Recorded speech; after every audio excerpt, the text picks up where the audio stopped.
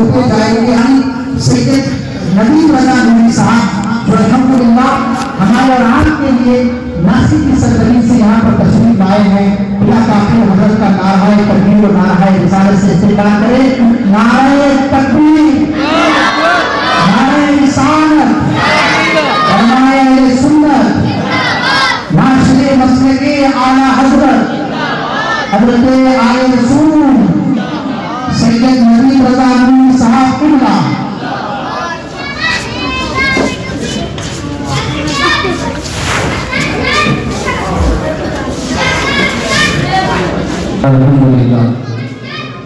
الحمدللہ رب العالمین والعاقبۃ للمتقین والصلاة والسلام علی من لا نبی بعدہ صلی اللہ علیہ وسلم وعلی آلہ واصحابہ اجمعین. اما بعد اعوذ باللہ من الشیطان الرجیم. بسم اللہ الرحمن الرحیم.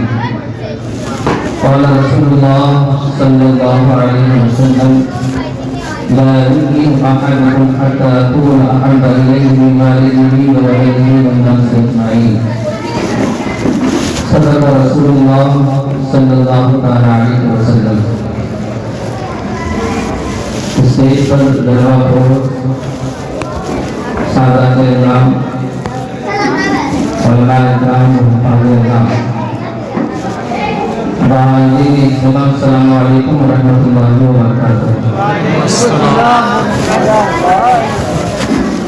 میری گزارش ہے ان افراد سے جو پھیل کر بیٹھے ہیں، جو پیچھے ہیں، اگر وہ آگے آ جائیں تو بہت زیادہ اچھا ہوگا.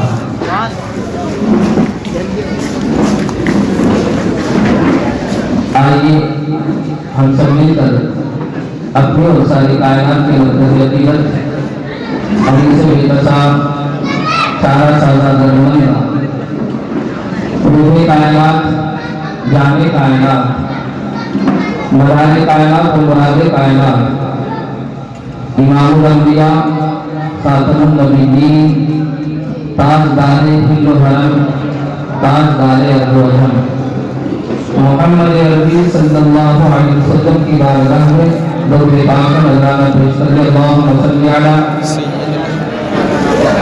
سیدنا و مولانا محمد معدن الجود والکرم منبع قوتکم صلاۃ و سلام علیک یا رسول اللہ صلی اللہ علیہ وسلم. تحفظ ناموس رسالت کانفرنس جس میں مجھے عنوان دیا گیا تھا عشق رسول صلی اللہ علیہ وسلم مبارکہ مصطفیٰ کے آداب. میں کوشش کروں گا کہ مختصر سے وقت میں مفتی صاحب کی آمد سے پہلے اپنے عنوان کے ساتھ وفائی کر سکوں اور اس کا حق ادا کر سکوں. شاعر کہتا ہے قوت عشق سے ہر پس کو بالا کر دے، قوت عشق سے ہر پس کو بالا کر دے، دہر میں اس میں محمد سے اجالا کر دے صلی اللہ علیہ وسلم. اور کہ محمد سے وفات ہونے تو ہم تیرے ہیں صلی اللہ علیہ وسلم. یہ جہاں چیز ہے کیا لمحو قلم تیرے ہیں، بمصطفیٰ برسا خیش راہ کے دن ہماروز اگر بقول رسیدی تمام گول حدیث. جو حضور کی بارگاہ تک پہنچنا ہی دین ہے، اور جو حضور کی بارگاہ تک نہیں پہنچا اس کا سب کچھ بھی نہیں ہے. میرے ساتھیوں، عشق اور ادب یہ دونوں ایک دوسرے کے لیے لازمی و ملزوم ہے.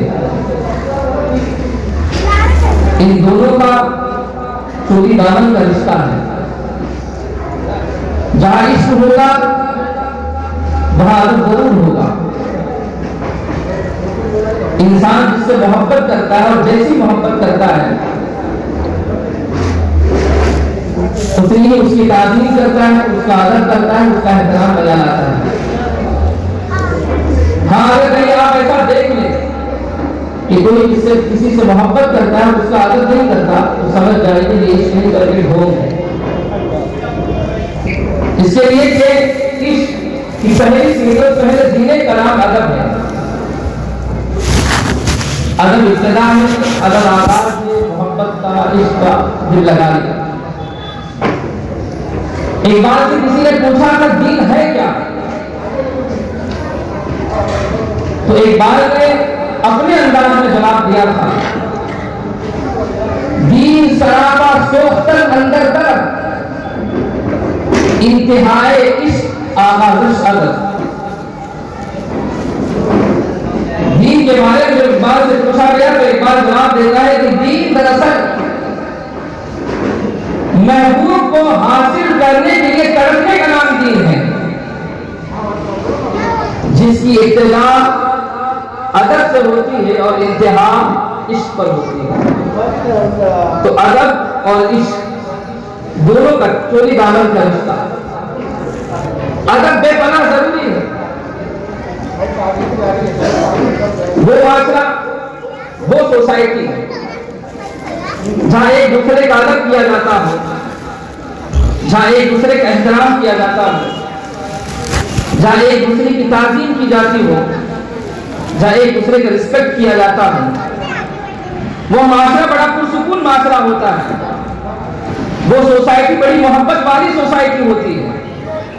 مگر جس سوسائٹی میں بڑوں کی عزت نہ کی جائے، چھوٹوں پر شفقت نہ کی جائے، ایک دوسرے کا احترام رکھا جائے، پھر انسان اس معاشرے اور سوسائٹی میں اطمینان کی زندگی اور سکون کی زندگی نہیں گزار سکتا ہے۔ ادب بے پناہ ضروری ہے۔ You respect and take respect. آپ کسی کو عزت دو گے تو کوئی آپ کو عزت دے گا، آپ کسی کا احترام کرو گے تو کوئی آپ کا احترام کرے گا، آپ کسی کی تعظیم بجا لاؤ گے تو کوئی آپ کی تعظیم بجا لائے گا۔ ایسے بہت کم افراد ملتے ہیں کہ آپ ان کا ادب احترام نہ کریں تب بھی وہ آپ کا ادب کریں۔ آپ ذرا مسلم معاشرے کا جائزہ لیجیے، مسلم سوسائٹی کا جائزہ لیجیے، مسلم محلوں کا جائزہ لیجیے، ادب اور اخلاق مسلم معاشرے میں دم توڑتے ہوئے نظر آتے ہیں۔ نہ باپ کا احترام باقی ہے، نہ ماں کی عزت باقی ہے، نہ بڑوں کو عزت کی نگاہ سے دیکھا جاتا ہے، نہ احترام کیا جاتا ہے۔ وہ اندھیرائی بلا تھا کہ قدم راہ پہ تھے، روشنی لائی ہے منزل سے بہت دور ہمیں، اور وقت برق کے لیمپ سے اللہ بچائے ہم کو۔ روشنی آتی ہے اور نور چلا جاتا ہے، آج معاشرے تو روشن ہے مگر دل کا نور ختم ہو چکا ہے، ایک دوسرے کا احترام ختم ہو چکا ہے، ایک دوسرے کا رسپیکٹ ختم ہو چکا ہے، ایک دوسرے کی تعظیم کرنا ہم نے ختم کر دیا ہے۔ اللہ اکبر۔ اللہ کے رسول سرور کائنات علی سے بے کسا صلی اللہ علیہ وسلم کی جلوگری کا مقصد کیا تھا؟ تو خود اللہ کے رسول فرماتے ہیں بُعِثْتُ لِأُتَمِّمَ مَكَارِمَ الْأَخْلَاقِ، میں اچھے اخلاق کو مکمل کرنے کے لیے بھیجا گیا ہوں۔ اللہ کے رسول اس لیے آئے تھے تاکہ معاشرے اور سوسائٹی کو اخلاق اور آداب کے سانچے میں ڈھال دے۔ اللہ کے رسول کے اخلاق کے بارے میں خود قرآن کہتا ہے اِنَّكَ لَعَلَىٰ خُلُقٍ عَظِيمٍ، اور اے محبوب بے شک تمہارے اخلاق بڑے شان والے ہیں۔ حضور معاشرے اور سوسائٹی کو اخلاق اور آداب کے سانچے میں ڈھالنے آئے تھے، اور دنیا نے دیکھا کہ جس سوسائٹی میں سرور کائنات تشریف لائے تھے انہوں نے لوگوں کو اخلاق اور آداب کے ایسے سانچے میں ڈالا کہ پھر وہی افراد جنہوں نے دنیا کی قیادت کی اور رہنمائی کی ہے اخلاق کے معاملے میں، ادب کے معاملے میں اور دنیا کی تمام فیلڈ میں۔ میرے عزیز ساتھیو، اللہ کے رسول سرور کائنات صلی اللہ علیہ وسلم ایک دوسرے مقام پر ارشاد فرماتے ہیں ادبنی ربی فاحسن تادیبا، مجھے میرے رب نے ادب سکھایا ہے اور بہترین ادب سکھایا ہے۔ سبحان اللہ۔ تو حضور اس لیے آئے تھے تاکہ معاشرے کو ادب اور اخلاق کے سانچے میں ڈھال سکے۔ اب ذرا اس کا دوسرا پہلو آپ دیکھیے جو عشق کا پہلو، محبت کا پہلو، دونوں عنوان ہے اور دونوں میں مجھے گفتگو کرنا ہے۔ لفظ محبت، معاشرے اور سوسائٹی میں کوئی ایسا فرد آپ نہیں بتا سکتے ہیں، کوئی ایک ایسا انسان آپ نہیں بتا سکتے جو لفظ محبت کو نہ جانتا ہو، اس کا معنی اور مفہوم نہ جانتا ہو۔ اس لیے کہ حضرت انسان دل رکھتا ہے اور دل محبتوں کا مرکز ہوا کرتا ہے۔ جب دل ہوگا تو کسی سے محبت ہوگی، کسی سے چاہت ہوگی، تنہائی کی تلخیاں ہوگی اور وقت کی لذتیں ہوگی، انسان کا تڑپنا ہوگا۔ دل ہو اور کوئی دلبر نہ ہو، دل اور کوئی محبوب نہ ہو، ایسا ہو ہی نہیں سکتا ہے۔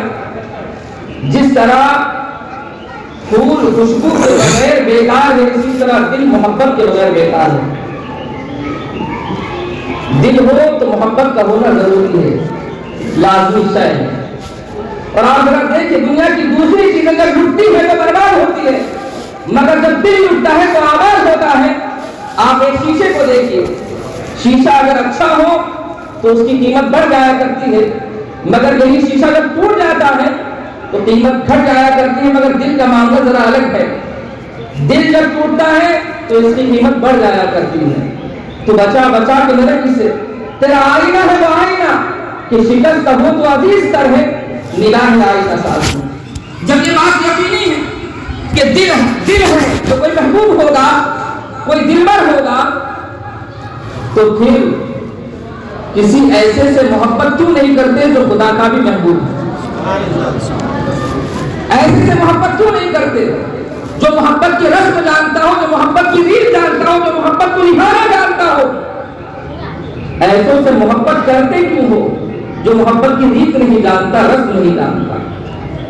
آپ نے دیکھا ہوگا جب کوئی محبوب اپنے محب کو دھوکہ دے تو معاملہ یہ کہ محب واٹس ایپ کے ذریعے سے دیواروں پر عجیب عجیب طرح کے الفاظ لکھے گا، تو ہم ایسے الفاظ پڑھنے کے بعد کہتے ہیں ایسے محبت کرنے والوں سے کہ تم نے ایسے سے محبت کی ہی کیوں ہے کہ جو محبت کی رسم و رواج نہیں جانتا ہے؟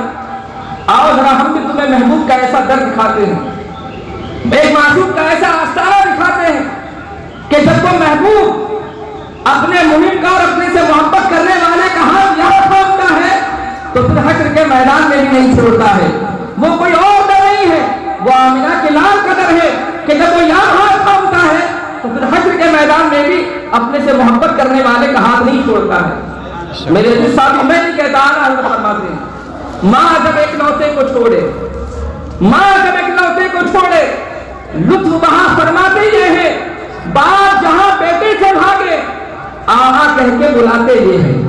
حشر کے میدان میں جب کوئی کسی کا نہیں ہوگا تب سرور کائنات ہمیں سہارا دیں گے۔ یہاں پہ حضور ہے، قبر میں بھی حضور ہے، اور حشر کے میدان میں بھی حضور ہے۔ تو ایسے سے محبت کرتے کیوں نہیں جو یہاں بھی کام آئے گا، قبر میں بھی کام آئے گا، اور حشر کے میدان میں بھی کام آئے گا؟ آپ اور ذرا ایک دیکھیں، محبت کا معاملہ یہ ہوتا ہے کہ دنیا میں جب آدمی کسی سے محبت کرتا ہے تو اپنے محبوب کا نام لینے کے لیے بڑا شرماتا ہے۔ سرے بازار چوک میں کھڑے ہو کر اس سے کہا جائے تم اپنے محبوب کا نام لو تو بڑا ڈرے گا۔ تو بھیا ایسے کو محبوب بنایا کیوں ہے؟ ایسے سے محبت کی کیوں ہے جس کا نام تو سرے بازار لے نہیں سکتا ہے؟ ایسے سے محبت کیوں نہیں کرتا کہ تو اس سے محبت بھی کرے اور سرے بازار کھڑے رہ کر ہی کہہ سکے اپنا معیار زمانے سے جدا رکھتے ہیں، ہم تو محبوب بھی محبوب خدا رکھتے ہیں۔ ایسے کو اپنا محبوب کیوں نہیں بناتے جو خدا کا بھی محبوب ہے؟ آپ ذرا دنیاوی محبت کو دیکھیے، دنیاوی محبت انسان کو تباہ کر دیتی ہے، دنیاوی محبت انسان کو برباد کر دیتی ہے، دنیاوی محبت انسان کو نکما بنا دیتی ہے، دنیاوی محبت عزت کے دامن کو داغدار کر دیتی ہے۔ تو ایسے سے محبت کی اور یہ دنیاوی محبت جس کا نتیجہ یہ ہے۔ مگر آج میں محبت کی ایک ایسی داستان چھیڑنے جا رہا ہوں، محبت کی ایک ایسی کہانی سنانے جا رہا ہوں جو انسان کو تباہ نہیں کرتی ہے، جو انسان کو برباد نہیں کرتی ہے، بلکہ وہ نکمنے کو کام والا بنا دیتی ہے۔ اور وہ محبت کی ایسی داستان ہے جو انسان کے اندر صلاحیت پیدا کرتی ہے اور انسان کو زمین سے اٹھا کے آسمانوں سے بلند کر دیتی ہے۔ یہ دیکھیے حضرت بلال حبشی رضی اللہ تعالیٰ عنہ، معاملہ یہ ہے ان کا کہ ان کا مجاز آتا، ان پر ظلم و ستم کے پہاڑ توڑتا ہے، کوڑے برساتا ہے۔ عالم یہ حضرت بلال حبشی رضی اللہ تعالیٰ عنہ کا کہ ان کا مجاز آتا ان کے جسم مقدس سے کپڑے اتار دیتا ہے اور مکہ المکرمہ کی اترتی ہوئی ریت پر انہیں پیٹھ کے بل لیٹا دیا جاتا ہے، سینے پر پتھر باندھے جاتے ہیں اور کوڑے پہ کوڑے برسائے جاتے ہیں بلال حبشی پر، اور ان کا مجازی آقا یہ کہتا بلال محمد عربی کے دین کو چھوڑ دے، محمد عربی کے دامن کرم کو چھوڑ دے، مگر بلال ظلم سہتے، جبر سہتے، کوڑے برداشت کرتے، پتھر برداشت کرتے، مگر صرف ایک ہی جملہ کہتے، احد احد احد، اللہ ایک ہے، اللہ ایک ہے، اللہ ایک ہے۔ کہ بلال حبشی نے دیکھ لیا تھا کہ خدا ایک ہے، دنیا کی سب سے بڑی سچائی یہی ہے کہ خدا ایک ہے، مگر حضرت بلال حبشی نے یہ نہیں دیکھا تھا کہ خدا ایک ہے، بلکہ ایک دیکھنے والے کا کہا مان لیا ہے، اس طرح تجھ کو اپنا خدا مان لیا ہے۔ سرور کائنات نے کہا خدا ایک ہے، اور بلال حبشی نے سرور کائنات کی محبت میں اسی بات کی گواہی دے دی کہ خدا ایک ہے، اس لیے کہ انہوں نے سرور کائنات سے محبت کی تھی، عشق کیا تھا انہوں نے۔ کیا ملا اس کا صلہ؟ محبتوں کا صلہ ملا کیا ہے بلال حبشی کو؟ یہ حضرت سیدنا عمر فاروق رضی اللہ تعالیٰ عنہ خلیفہ دوم ہیں، تقریباً 23 لاکھ مربع میل کے خلیفۃ المسلمین ہیں، مگر جب حضرت بلال حبشی رضی اللہ تعالیٰ عنہ کا تذکرہ حضرت سیدنا عمر فاروق لوگوں کے درمیان میں کرتے تو ارشاد فرماتے ہیں ابو بکر سیدنا وَأَعْتَقَ سَيِّدَنَا یعنی بلال، اللہ اکبر، غلام تھے نا بلال، کوئی پوچھتا نہیں تھا بلال حبشی کو، بیٹھ کر بات کرنا پسند نہیں کرتا تھا کوئی، بیٹھ کر کھانا پسند نہیں کرتا تھا کوئی بلال حبشی کے ساتھ، مگر یہی بلال حبشی ہے کہ جب انہوں نے عشق رسول کیا ہے، محبت رسول سے اپنے سینے کو سرشار فرمایا ہے، تو سیدنا عمر فاروق ارشاد فرماتے ہیں ابو بکر سیدنا وَأَعْتَقَ سَيِّدَنَا یعنی بلال، ہمارے آقا ابو بکر نے ہمارے آقا بلال کو آزاد کیا ہے، وہ غلام بلال آج کروڑوں انسانوں کا آقا بلال کس بنیاد پر ہے؟ صرف اور صرف عشق رسول کی بنیاد پر اور محبت رسول کی بنیاد پر ہے، جسے کوئی پوچھتا نہیں تھا، آج کروڑوں انسانوں کا وہ آقا کیسے بنا ہے؟ محبت رسول کی بنیاد پر۔ اتنا ہی نہیں ہے، اتنا ہی نہیں ہے، آپ ذرا فتح مکہ کا واقعہ فتح مکہ کے وقت اللہ کے رسول سرور کائنات صلی اللہ علیہ وسلم تشریف لائے، صحابہ ساتھ میں، اللہ کے رسول سرور کائنات صلی اللہ علیہ وسلم نے کعبۃ اللہ کو بتوں سے پاک فرمایا، بتوں سے پاک فرمایا، اور اب نگاہیں ٹکی ہیں بلال حبشی پر۔ ہاں یہ مکہ المکرمہ کی وہی سرزمین ہے جہاں بلال حبشی پر کوڑے برسائے جاتے، پتھر مارے جاتے، آپ کو تبدیلی ریت پر گھسیٹا جاتا، مگر آج معاملہ کچھ اور ہے، عشق رسول کی بنیاد پر اور محبت رسول کی بنیاد پر۔ فتح مکہ کے وقت اللہ کے رسول سرور کائنات صلی اللہ علیہ وسلم نے حضرت بلال حبشی کو آواز دے بلال آؤ، اور آج کعبۃ اللہ کی چھت پر کھڑے ہو جاؤ اور اذان دے دو۔ وہ بلال سے کوئی پوچھتا نہیں تھا، آج وہ بلال کعبۃ اللہ کی چھت پر کھڑے ہو کر اذان دے رہا ہے، کس بنیاد پر؟ صرف عشق رسول کی بنیاد پر اور محبت رسول کی بنیاد پر۔ اسی لیے تو قرآن کہتا ہے وَأَنْتُمُ الْأَعْلَوْنَ إِن كُنتُم مُؤْمِنِينَ، تم ہی غالب آؤ گے، تم ہی سربلند رہو گے، شرط یہ ہے کہ تم مومن بن جاؤ۔ اور ایمان ہے کیا؟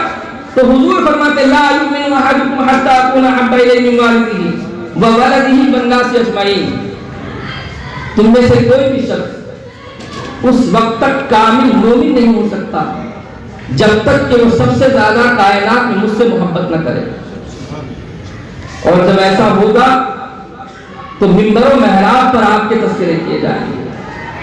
یہ جو حضرت بلال حبشی ہیں، جو حضرت انسان ہیں، ان کے پاس سینہ اور سینہ دھڑکنے والا دل ہے، مگر آؤ ذرا ہم محبت کی ایسی کہانی بھی سنتے ہیں جو نہ حضرت انسان ہے، نہ جس کے پاس سینہ ہے، نہ سینہ دھڑکنے والا دل ہے، مگر محبت کی ایسی مثال پیش کر کے گیا ہے کہ آج حضرت انسان ایسی محبت کی مثال پیش کرنے سے قاصر ہے۔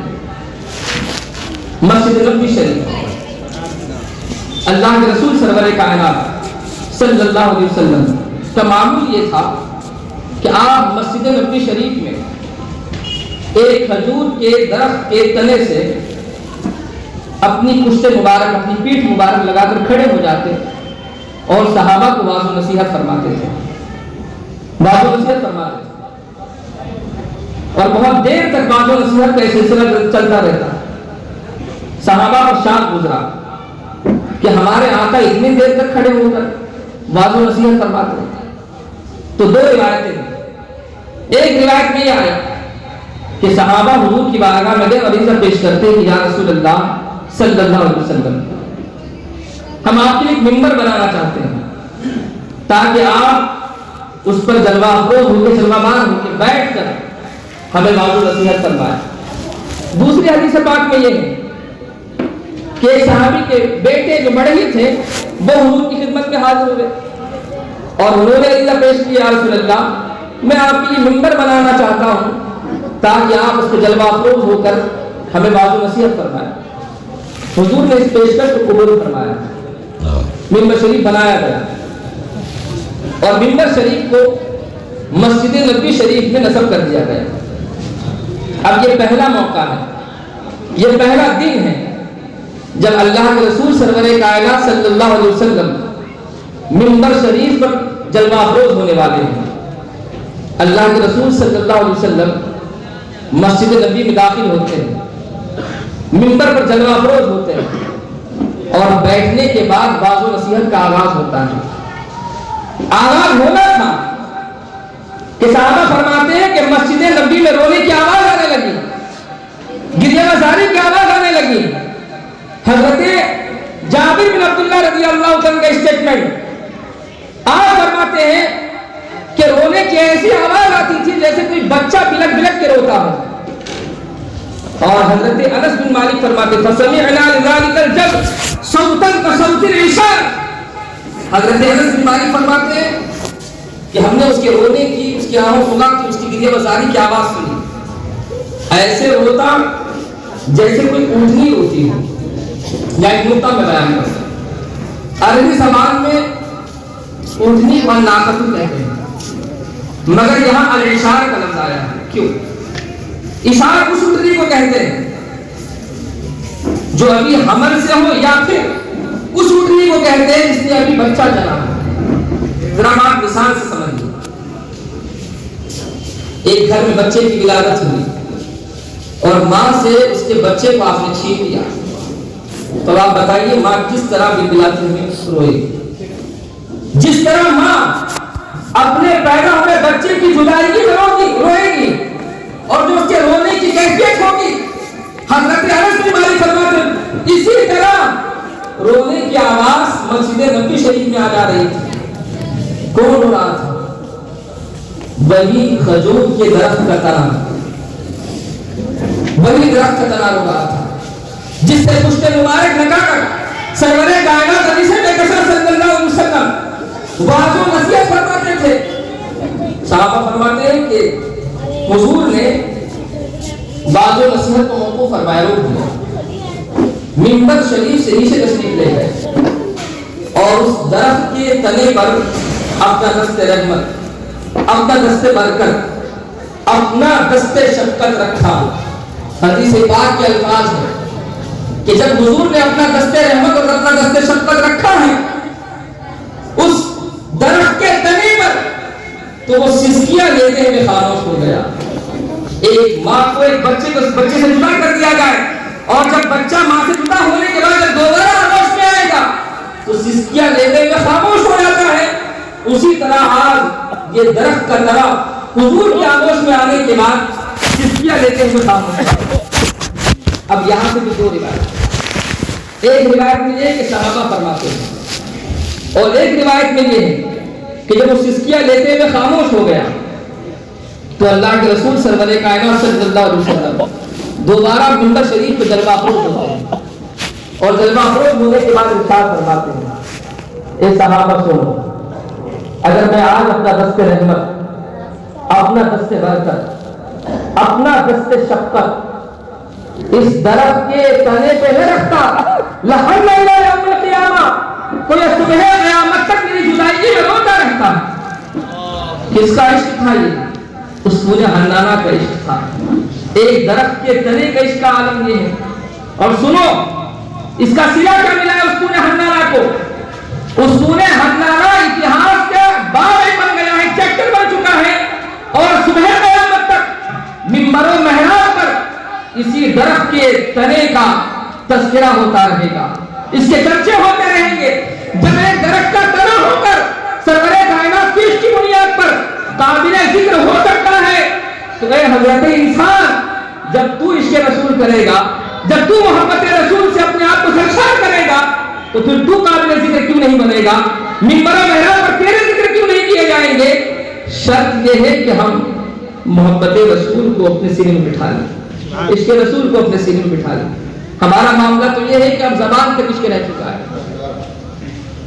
سیکھنے والا محبت کس سے نہیں سیکھے گا؟ یہ دیکھیں نا، مجنوں ایک دن ریت کے اوپر لیلا لیلا لکھتے بیٹھا تھا۔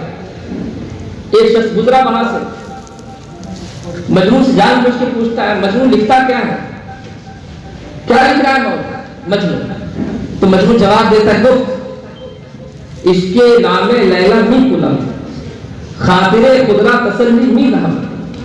سنیے مجنوں کا جواب کیا ہے۔ مجنوں کہتا ہے کہ میں لیلا کے نام کا عاشق ہوں اور لیلا کے نام سے اپنے بے چین دل کو چین اور قرار دیتا ہوں۔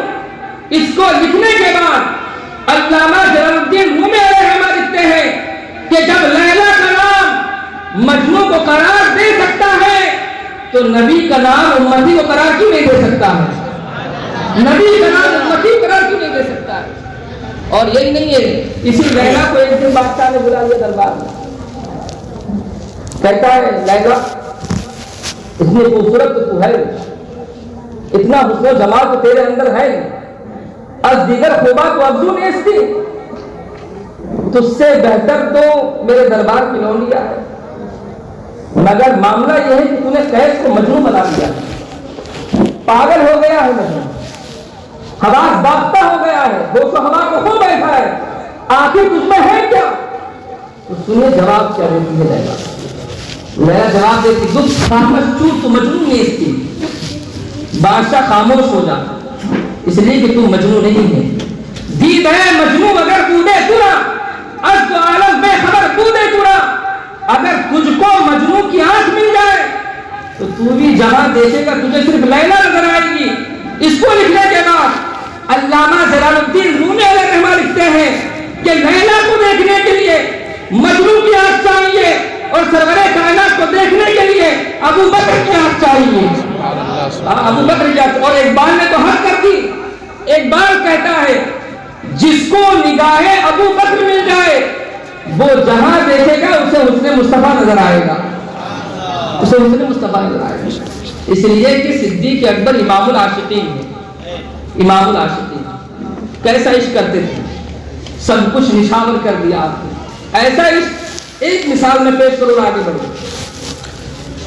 ابھی آپ کے والد جن کا نام عثمان ہے، کنیت ابو قحافہ، ایمان نہیں لائے ہیں، اور یہ کتنی یہ سیدنا صدیق اکبر رضی اللہ تعالیٰ کی خصوصیت ہے۔ آپ صحابی، آپ کے والد صحابی، آپ کے بیٹے صحابی اور آپ کے پوتے بھی صحابی۔ اللہ، ابھی ایمان نہیں لائے ہیں آپ کے والد عثمان یعنی حضرت ابو قحافہ، اور ایک دن اللہ کے رسول سرور کائنات صلی اللہ علیہ وسلم کے تعلق سے ایک غلط جملہ آپ کے زبان سے نکل گیا، تو کیا کیا بیٹے نے؟ سیدنا صدیق اکبر نے اتنی زور سے تھپڑ مارا ہے اپنے والد کو کہ والد دور جا کر گرے، اور جب یہ خبر حضور تک پہنچی تو حضور نے ارشاد فرمایا او فاعل کروں، اے ابو بکر کیا تم نے ایسا کیا ہے؟ قال نعم یا رسول اللہ صلی اللہ علیہ وسلم، ہاں یا رسول اللہ میں نے ایسا کیا ہے، اور اتنا ہی نہیں ہے بلکہ آگے عرض کرتے حضور کی بارگاہ میں واللہ لو کان السیف قریبا منی لقتلتہ، حضور اتنا ہی نہیں، اللہ کی قسم اگر تلوار مجھ سے قریب ہوتی تو میں اپنے باپ کو ضرور قتل کر دیتا ہوں۔ جہاں عشق رسول کی بات آ جائے تو وہاں رشتے داریاں باپ اور ماں نہیں دیکھے جاتے ہیں، کوئی کسی کے کام نہیں آتا ہے۔ یہ لیکن حضرت مصعب بن عمیر رضی اللہ تعالیٰ عنہ ہے، جب اسلام لاتے ہیں تو ماں بلاتی ہے گھر کا، بیٹا یہاں آ جا، پتہ چلا ہے کہ محمد عربی کے دامن میں جا چکے ہو، کہا ماں، کہا اچھا محمد عربی کے دامن کو چھوڑ دے ورنہ جائیداد سے کوئی حصہ نہیں دیا جائے گا تمہیں۔ کہ ٹھیک ہے ماں، مجھے جائیداد سے کوئی حصہ نہیں چاہیے، مجھے محمد عربی کا دامن کا کرم کافی ہے۔ کہا اچھا، ماں نے دوسرا حربہ استعمال کیا، ماں کہتی بیٹا سن مصعب، آج دو میں سے کسی ایک کا انتخاب کرنا ہوگا، یا تو ماں کا انتخاب کر یا محمد عربی کا انتخاب کر۔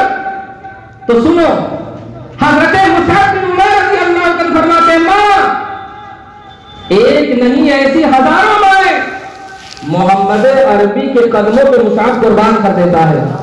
یہ اس کے رسول تھا، یہ محبت رسول تھا جس نے ان کو بھی زندہ رکھا اور ان کے ناموں کو بھی زندہ رکھا، اور صبح قیامت تک زندہ رکھے جائیں گے۔ مگر آج ہمارا معاملہ کیا ہے؟ آج تو رشتے داریوں کی بنیاد پر،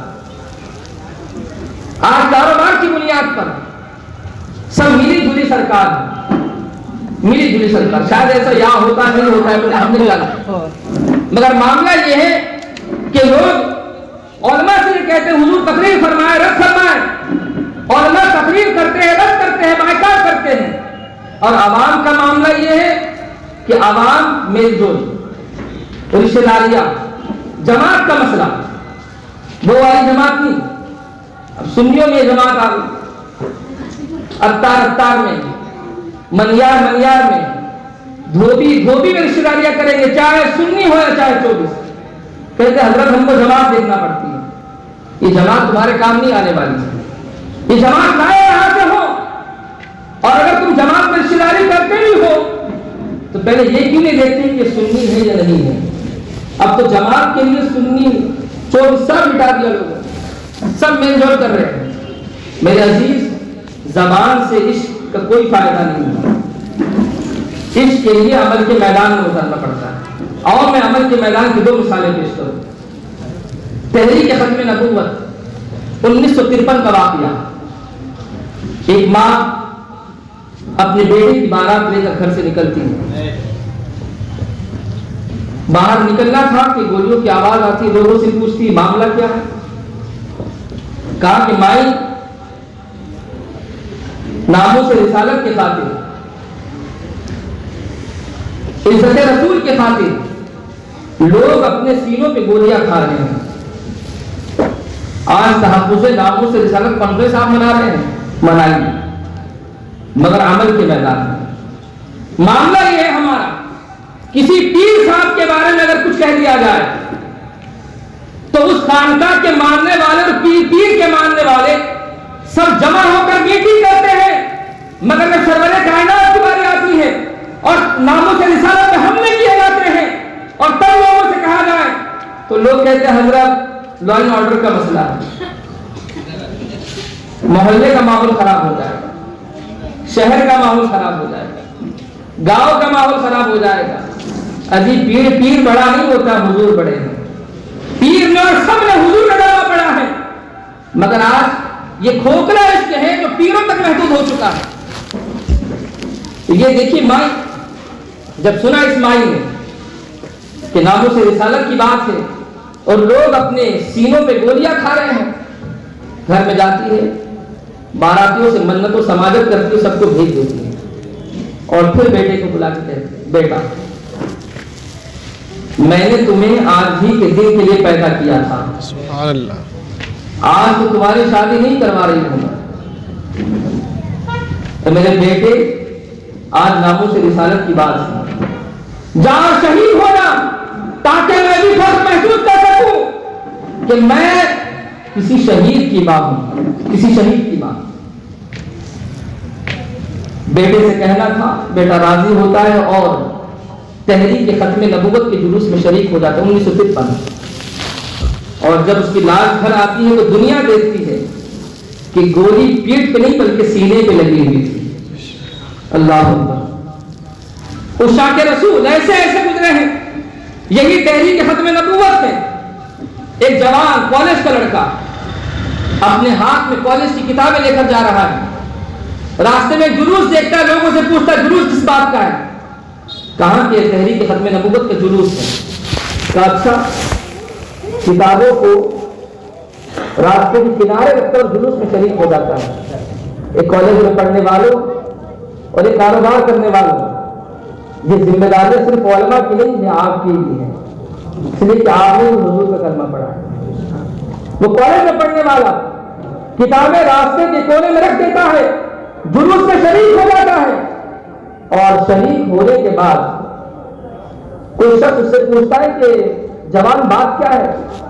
ابھی تو کالج کی طرف بڑھ رہا تھا تو مگر اب تو جلوس میں شریک ہو گیا ہے۔ تو سنیے اس کا جواب کیا تھا۔ وہ جواب دیتا ہے، بابا سنو، آج تک کتابوں میں اس کے رسول کی داستانیں پڑھتا تھا، آج عمل کرنے کے لیے آیا ہوں، آج عمل کے لیے آیا ہوں۔ تھوڑا آگے بڑھنا تھا، سنسناتے ہوئے ایک گولی آتی ہے اور ران پہ لگتی ہے، ران پہ لگنا تھا، گر جاتا ہے، پولیس آ کے اسے اٹھاتی ہے، تو شیر کی طرح گرجتے ہوئے یہ ارشاد، نعرہ تکبیر، نعرہ تکبیر، نعرہ رسالت، نعرہ رسالت، علماء اہل سنت، علماء اہل سنت، ناشر مسلک اعلیٰ حضرت حضرت علامہ مولانا مفتی نور حسن صاحب قبلہ، نعرہ تکبیر، نعرہ رسالت۔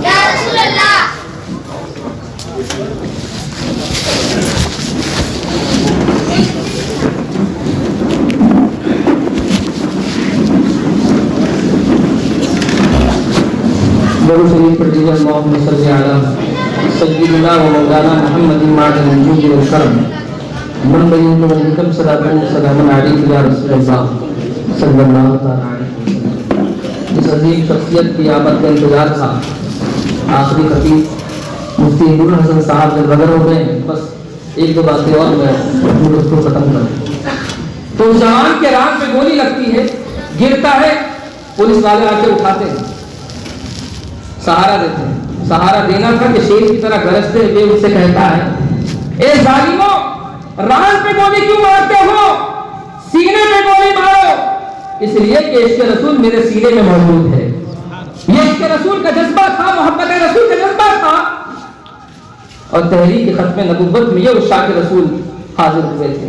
ایک آخری بات جس کا تعلق ادب سے بھی ہے اور عشق سے بھی ہے۔ بادشاہ وقت بادشاہت ایسی نہیں ملا کرتی، تخت و تاج ایسی ملا نہیں کرتے ہیں۔ آج تو تخت و تاج چھینے جا رہے ہیں مسلمانوں سے۔ وجہ تلاش کیجیے، وجہ تلاش کیجیے۔ یہ حضرت محمود غزنوی رحمۃ اللہ علیہ ہیں، ان کا ایک خاص معتمد وزیر جس کا نام ہے ایاز۔ آپ نے 12 شعر سنا ہوگا، ایک ہی صف میں کھڑے ہوتے محمود و ایاز، یہ وہی محمود اور یہ وہی ایاز ہے۔ بڑا معتمد وزیر ہے ایاز، اور ایاز نے اپنے بیٹے جن کا نام محمد ہے اس کو بھی بادشاہ کی خدمت میں لگا دیا۔ خود تو وزیر تھے ہی، بچہ بھی بادشاہ کی خدمت میں۔ ایک دن حضرت محمود غزنوی رحمۃ اللہ علیہ نے آواز دی، ایاز کے بیٹے سے کہو کہ پانی لے آئے۔ ایاز نے یہ بات سن لی۔ ایاز بڑے متفکر ہوئے، غم کے آثار چہرے پہ نمایاں ہوئے کہ آج بات کیا ہے۔ کبھی ایسا نہیں ہوتا ہے، بلکہ بادشاہ جب بھی میرے بیٹے کو پکارتے ہیں تو نام سے پکارتے ہیں، مگر آج وجہ کیا ہے کہ بادشاہ نے آج یہ کہا کہ ایاز کے بیٹے سے کہو کہ پانی لے آئے۔ وزیر کھڑے ہوئے باہر۔ جب بادشاہ فارغ ہو کر آئے تو دیکھا کہ وزیر کھڑا ہے، متفکر ہے، غموں کے آثار چہرے پہ نمایاں ہیں۔ سوال پوچھا، ایاز بات کیا ہے؟ بڑے غمزدہ نظر آ رہے ہو، غمگین نظر آ رہے ہو، متفکر سوچ میں ڈوبے ہوئے ہو۔ کہا بادشاہ کیا میرے بیٹے سے کوئی غلطی ہو رہی ہے؟ کہا نہیں ایاز ایسی کوئی بات نہیں۔ کہا بادشاہ دراصل معاملہ یہ کہ آپ جب بھی میرے بیٹے کو آواز دیتے تھے تو نام سے دیتے تھے، مگر آج آپ نے کہا کہ ایاز کے بیٹے سے کہو کہ پانی لے آئے. ادب اور عشق. ایاز کے بیٹے سے کہو پانی لے آئے. اب سنو وقت کے بادشاہ کا جواب. بادشاہ ایسی نہیں ملا کرتے. عشق مصطفیٰ ہمیں بادشاہ بتا کرے. عشق مصطفیٰ ہمیں سہارا دے گا. یہاں بھی دے گا, قبر میں بھی دے گا, اور حشر کے میدان میں بھی دے گا. حضرت محمود غزنوی رحمۃ اللہ علیہ جواب دیتے ہیں, کہتے ایاز معاملہ ایسا کچھ بھی نہیں ہے, بلکہ بات دراصل یہ تھی کہ میں بے وضو تھا اور تمہارے بیٹے کا نام محمد ہے, اور مجھے حیا آتی ہے کہ بغیر وضو لفظ محمد اپنے نام پر, اپنے زبان پر لے آؤ. یہ ان کا عشق رسول تھا, یہ ان کا ادب رسول تھا. 1000 بار بشویم دہن بمشک گلاب ہنوز نامے تو بر دہن من دانم. یا رسول اللہ, 1000 بار بھی اگر میں اپنی زبان کو مشک گلاب سے دھو لوں, پھر بھی آپ کا نام زبان پر لانا بے ادبی سمجھتا ہوں. قوت عشق سے ہر پرت کو مالا کر دے, دہر میں اس سے محمد سے اجالا کر دے, اور کی محمد سے وفا تو نے تو ہم تیرے ہیں. یہ جہاں چیز ہے کیا لو و قلم تیرے ہیں, بمصطفیٰ برسا خیش را کے دین ہماؤس, اگر بہور رسیدی تمام مولہمیت. حضور کی بارگاہ تک پہنچنا ہی سب کچھ ہے, اور جو حضور کی بارگاہ تک نہیں پہنچا اس کا سب کچھ بھی نہیں ہے. السلام علیکم.